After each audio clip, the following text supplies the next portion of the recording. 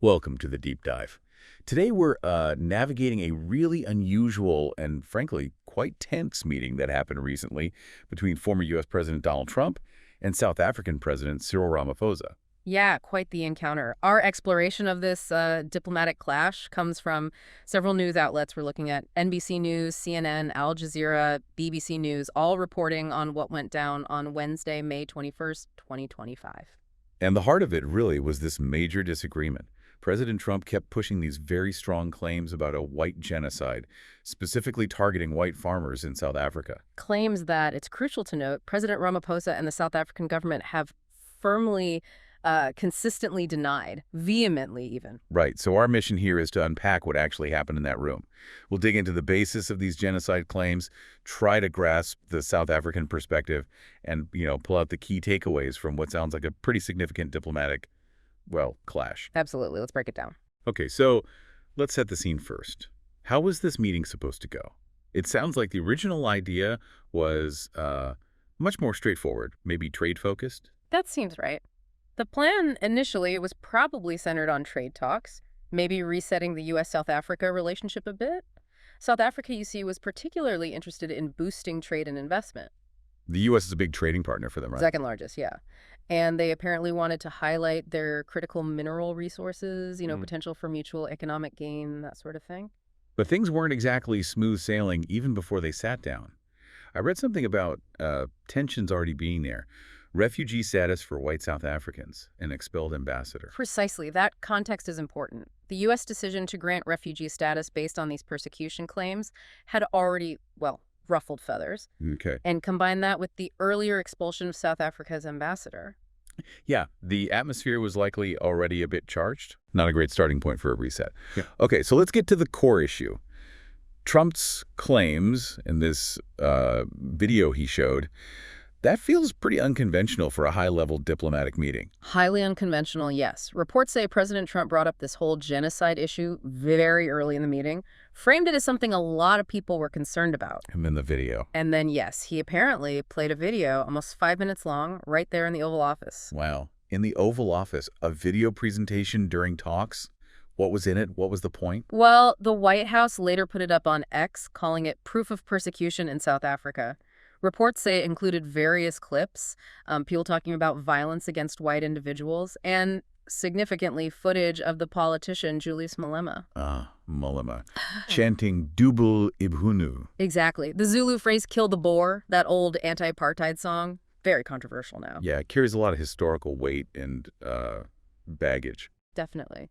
So Trump showed this and apparently claimed he had, thousands of stories, documentaries, a thick stack of articles, all backing up his claims. So a very direct approach. How did President Ramaphosa react to all this, to the claims, the video? Well, according to all accounts, Ramaphosa pushed back strongly. He reportedly said very clearly something like, "We all know as South Africans, black and white, that there's no genocide here." So a flat denial. A flat denial. And regarding the video, he apparently pointed out that people like Malema lead minority parties, and their statements, don't reflect actual government policy. He was trying to add context, it sounds like. What else did he say? He did acknowledge South Africa has a crime problem that's undeniable. But he stressed, importantly, that most murder victims are actually black, not white. Okay, that's a key distinction. Yeah. And he emphasized South Africa's status as a multi-party democracy, freedom of expression, that kind of thing. He even invoked Nelson Mandela's legacy, talking about the government's commitment to racial reconciliation. Okay. Now, another flashpoint seems to have been land expropriation, that new South African law. The U.S. has been critical, hasn't it? Oh, yes. Very critical of the 2024 Expropriation Act. This law lets the government, in certain cases for public interest, take unused land without payment. It's a bit like eminent domain here in the U.S., but the context is obviously different. The White House view. The White House statement was strong, called it a shocking disregard of its citizens' rights, and even claimed it fuels violence against racially disfavored landowners. Strong language. And Ramaphosa's defense. I assume he presented it differently. Completely differently. He defended it as part of a constitutional mandate. The goal, he argued, is to address the huge historical imbalances in land ownership left over from apartheid, where black South Africans were systematically stripped of land. Right. The historical context is unavoidable there. Absolutely. And Ramaphosa also made a point of saying that Despite the law being on the books, the government hasn't actually confiscated any land yet under it.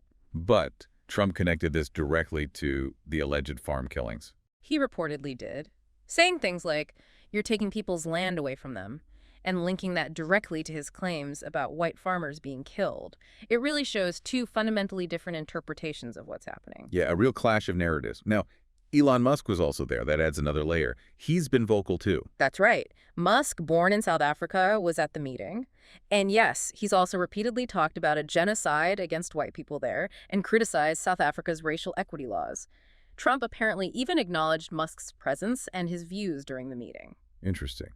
And Musk has other issues with South Africa, doesn't he? Something about his Starlink internet service. Correct. Musk has claimed Starlink can't operate in South Africa because, as he put it, it's not black. This relates to regulations designed to ensure participation by historically disadvantaged groups in the telecom sector. So BEE regulations, essentially. Basically, yes. What's interesting is that the South African delegation reportedly came prepared with a potential workaround plan for Starlink, possibly as a kind of goodwill gesture. Huh. So, despite Trump's focus, the South Africans were trying to pivot, trying to talk business. It certainly seems that way. Reports suggest Ramaphosa and others in his delegation, like the businessman Johan Rupert, really tried to steer the conversation towards economics, trade, investment opportunities. What was their argument for shifting focus? Well, Rupert apparently stressed that crime affects all South Africans, not just one group, and called for U.S. support. Ramaphosa kept coming back to the idea that the visit's main goal was boosting trade and investment to grow the economy, which in turn could help address problems like inequality and unemployment, the root causes maybe. Makes sense. And the golfers, Ernie Els, Retief Goosen. Why were they part of the delegation? Seems a bit unusual. It does seem like a deliberate choice, perhaps to showcase prominent white South Africans, maybe project an image of integration. And Trump, being a big golf fan, apparently spent some time talking with them, expressing admiration. Did they weigh in on the big issues? No. On the genocide claims? Goosen acknowledged issues for farmers. He mentioned farm burnings, theft, his own family living behind electric fences, so acknowledging challenges. But not genocide. But he stopped short of backing the genocide claim, based on reports. And Els reportedly said something like, "Two wrongs don't make a right," which many interpreted as a subtle nod to the history of apartheid. Nuanced comments then. Okay, zooming out a bit. What's the broader international context here? Are there other tensions simmering between the U.S. and South Africa? Yes, definitely. There's been friction over South Africa taking Israel to the International Court of Justice over the Gaza conflict.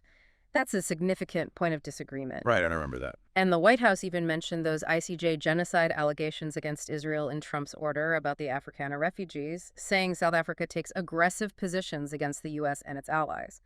So, layers of tension. Yet Ramaphosa still said he wanted to reset the relationship. Despite all that, yes, that was his stated intention for the visit, trying to find common ground amidst the disagreements. It's a really complex picture. So after this unusual meeting, what's been the reaction? The analysis? Well, back in South Africa, political analysts seem to think Ramaphosa handled himself well, stayed composed during what they basically called an ambush by Trump. An ambush. Ben Julius Malema, seeing himself in the video, apparently responded with sarcasm on social media. Not too surprising there. And what about the actual substance, the proof of white genocide Trump presented? How's that being viewed? The general consensus in the news analysis we looked at is that this proof relies on narratives that have been repeatedly questioned or debunked. It's often linked to AfriForum, the Afrikaner lobby group. Their claims have been disputed before, haven't they? Widely disputed, yes. While sadly, farm attacks do happen in South Africa, crime is high overall. They make up a small fraction of the total murders. And crucially, the available police data doesn't support the idea that victims are exclusively white, or that it constitutes a targeted genocide. Though it's worth noting, South Africa doesn't release crime stats by race, making definitive figures tricky. Right, so wrapping this up, what are the main takeaways from this really remarkable diplomatic moment? I think it starkly highlights these huge fundamental disagreements between, well, Trump's perspective and South Africa's government on these incredibly sensitive issues, the genocide claims, land reform. Yeah. Stark is the word. And despite clear attempts by the South African side to focus on economic cooperation, on trade, Trump seemingly kept pulling it back to these unsubstantiated claims. It just created a very tense, very unusual diplomatic situation. It certainly sounds like it. And it really leaves you thinking, doesn't it? Considering these completely different stories and the very real, very painful history of apartheid, what's the responsibility of world leaders? How careful do they need to be about factual accuracy, about not amplifying potentially dangerous misinformation on the global stage? That's a huge question. And maybe another one is, how do you address deep historical injustices like land dispossession under apartheid without creating new grievances or deepening divisions today? There are no easy answers there.